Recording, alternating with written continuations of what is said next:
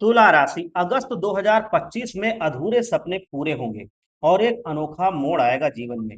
अगस्त में कभी भी ये मोड़ आ सकता है। अगस्त 2025 का महीना तुला राशि के जातकों के लिए कई महत्वपूर्ण बदलाव और अवसर लेकर आएगा, जो उनके जीवन के विभिन्न पहलुओं को प्रभावित करेगा। ये अवधि ग्रहों की चाल के कारण कैरियर, वित्त, रिश्ते और व्यक्तिगत विकास में उल्लेखनीय प्रगति का संकेत देती है। लेकिन कुछ क्षेत्रों में सावधानी भी आवश्यक होगी। महीने की शुरुआत में 17 अगस्त तक सूर्य आपके दसम भाव में विराजमान रहेगा। ये स्थिति उन लोगों के लिए बेहद ही शुभ होती है जो सरकारी क्षेत्रों से जुड़े हुए या उच्च पदों पर आसीन हैं। इस दौरान आपको अपने कार्य क्षेत्र में सम्मान, पदोन्नति और वरिष्ठ अधिकारियों का भरपूर समर्थन मिलेगा। आपकी नेतृत्व क्षमता में वृद्धि होगी और आप अपने लक्ष्यों को प्राप्त करने के लिए अधिक आत्मविश्वास महसूस करेंगे। ये समय आपके पेशेवर जीवन में नई ऊंचाइयों को छूने और अपनी पहचान बनाने के लिए उत्कृष्ट है। 17 अगस्त के बाद सूर्य का एकादश भाव में गोचर आपके लिए आर्थिक समृद्धि के नए द्वार खोलेगा। इस अवधि में आपको पुराने निवेश से अप्रत्याशित लाभ मिल सकता है और पिता या अन्य प्रभावशाली व्यक्तियों के सहयोग से धन प्राप्ति के भी योग बन रहे हैं। ये समय आपके वित्तीय स्थिति को मजबूत करने और आय के नए स्रोत विकसित करने के लिए अनुकूल है। सूर्य के शुभ प्रभाव को बढ़ाने के लिए आप रविवार को गुड़ और गेहूं का दान कर सकते हैं या आदित्य हृदय स्त्रोत का श्रवण या पाठ कर सकते हैं। मंगल ग्रह इस पूरे महीने कन्या राशि में आपके द्वादश भाव में रहेगा। ये स्थिति कुछ चुनौतियां पेश कर सकती है, खासकर अचानक होने वाले खर्चों के मामलों में। आपको अप्रत्याशित व्यय का सामना करना पड़ सकता है, इसलिए अपने बजट का ध्यान रखना बहुत ही जरूरी है। गुप्त शत्रु सक्रिय हो सकते हैं, इसलिए सतर्क रहना भी जरूरी है और अपने आसपास के लोगों पर नजर रखना बहुत ही बुद्धिमानी का काम होगा। स्वास्थ्य के मोर्चे पर पित्त संबंधी समस्याएं या रक्तचाप में उतार चढ़ाव हो सकता है, इसलिए अपने आहार और जीवन शैली का विशेष ध्यान रखिएगा। हालांकि ये गोचर विदेश यात्रा के अवसर भी प्रदान कर रहा है। मंगल के नकारात्मक प्रभावों को कम करने के लिए हनुमान जी का स्मरण कीजिए, मसूर दाल और तांबे के सिक्के का दान कीजिए या लाल चंदन का आप तिलक लगा सकते हैं। बुध ग्रह इस महीने आपके दसम भाव कर्क राशि में रहेगा। ये स्थिति आपके करियर के लिए अत्यंत लाभकारी है। आप नई योजनाओं को सफलतापूर्वक क्रियान्वित कर पाएंगे और अपनी बुद्धिमत्ता और रणनीतिक सोच से कार्यों को आगे बढ़ाने में सफल होंगे। लेखन, शिक्षा, वाणिज्य और संचार से जुड़े व्यक्तियों को विशेष रूप से लाभ पहुंचता दिख रहा है। ये समय प्रभावशाली संवाद और कूटनीति के माध्यम से दूसरों को प्रभावित करने के लिए आदर्श है। आपकी वाणी में मिठास और तार्किकता बढ़ेगी, जिससे आप अपने विचारों को प्रभावी ढंग से प्रस्तुत कर पाएंगे। बुद्ध के शुभ प्रभावों को बढ़ाने के लिए बुधवार को हरे रंग के कपड़े पहने, रुमाल रखें, गणपति जी का ध्यान करें और बच्चों को किताबें दान करें। बृहस्पति और शुक्र दोनों ही ग्रह इस महीने आपके नवम भाव में रहेंगे, जो भाग्य और धर्म का स्थान होता है।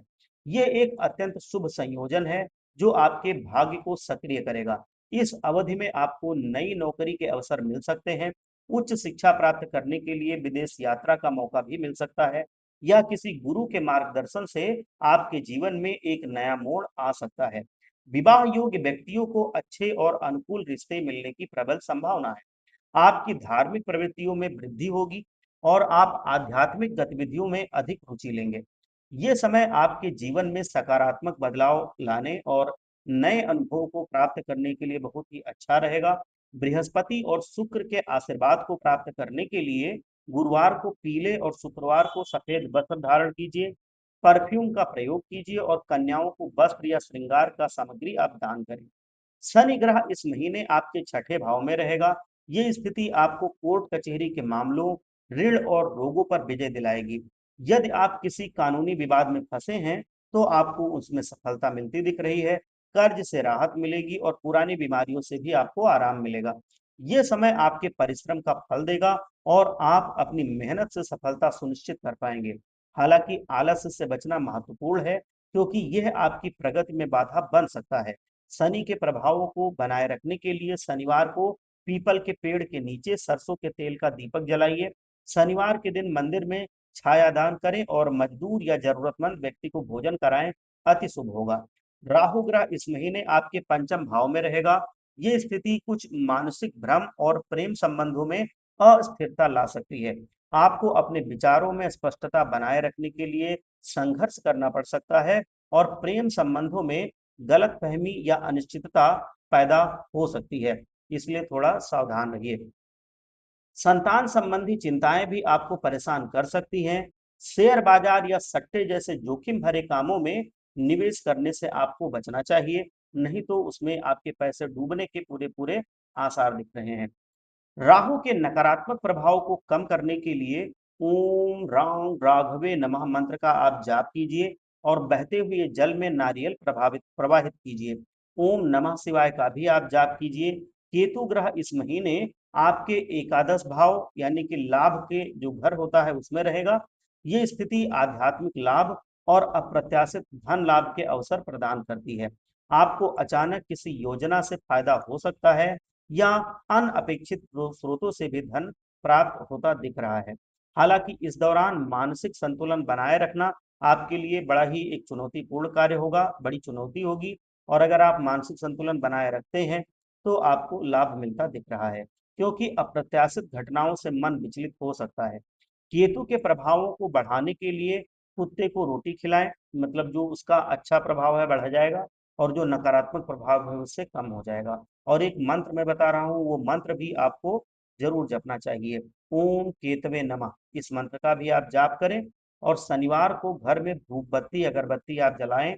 और दूसरी चीज, अगर आपको कभी ऐसा लगता है कि आपके घर में कुछ नकारात्मकता फैली हुई है, जैसे लड़ाई झगड़े क्लेश ये होता रहता है अक्सर, या फिर आपको ये महसूस होता है कि आपके घर में कोई नकारात्मक शक्ति है, या फिर आपको लगता है कि आए दिन कोई ना कोई चीज टूटती रहती है, नुकसान होता रहता है, या नए नए खर्चे आपके जीवन में आते रहते हैं, तो उसके लिए मैं एक उपाय बता रहा हूँ। ये उपाय आप करेंगे तो निश्चित रूप से आपको लाभ मिलेगा और ये समस्याएं धीरे धीरे करके समाप्त होंगी। उपाय क्या है? शनिवार और मंगलवार के दिन ये उपाय करना है। आप नहा धो लें और शुद्ध सरसों का तेल ले लें, दीपक ले लें, बत्ती ले लें और शनिदेव जी के मंदिर चले जाएं। पहले तो शनिदेव जी को शुद्ध सरसों का तेल अर्पित करें। उसके बाद आप शुद्ध सरसों के तेल का दीपक शनिदेव जी के चरणों के पास आप जला दें। और यही काम आपको मंगलवार को भी करना है, मतलब मंगलवार को भी आपको शनिदेव जी को चढ़ाना है शुद्ध सरसों का तेल और उनके सामने शुद्ध सरसों के तेल का दीपक जलाना है। जब आप दीपक जलाएं और जब आप उनके सामने उनको तेल चढ़ा रहे हो तो आप एक मंत्र का जाप करें। ओम शम शनिश्चराय नमः, ये मंत्र आप जाप करते रहें और आपकी जो जीवन जीवन में दिक्कतें हैं वो शनिदेव जी से कहते रहें। एक बात का आप खास ख्याल रखें कि जब शनिदेव जी की पूजा करें तो उनकी आंखों में नहीं देखना होता है, वो क्रोधित हो सकते हैं इससे, तो उनकी आंखों में नहीं देखना है, चरणों में या कहीं शरीर पर और आप निगाह रख सकते हैं, उनकी आंखों में देखने से आपको बचना होगा। बाकी भगवान भोलेनाथ आप सबका कल्याण करें। एक बार सच्चे मन से जयकारा लगा दीजिए, हर हर महादेव, जय भोलेनाथ।